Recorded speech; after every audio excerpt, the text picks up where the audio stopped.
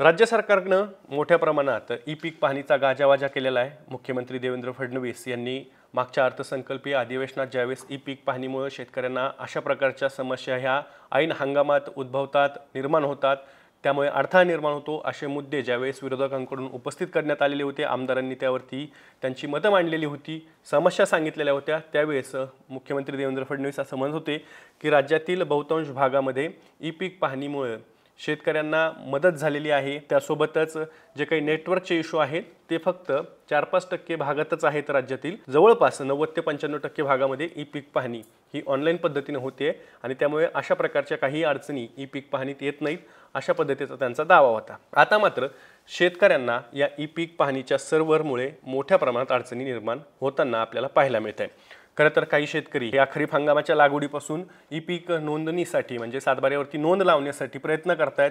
त्यासाठी ज्यावेळेस ते DCS जे काही ॲप आहे ई-पीक पाहणीचं 4.0चं ते लॉग इन करतात आणि लॉग इन करताना त्यांना अडचणी निर्माण होत आहेत। त्यांच्याकडे एक तर OTP येत नाही आहे ज्यावेळेस मोबाईल नंबर टाकला जातो त्यावेळेस, दुसरीकडे आधारच्या सुद्धा काही समस्या निर्माण झाल्याचं शेतकरी सांगतात आणि त्यामुळे शेतकऱ्यांची मागच्या 15 दिवसापासून ई-पीक पाहणी ही खोळंबून बसलेली आहे।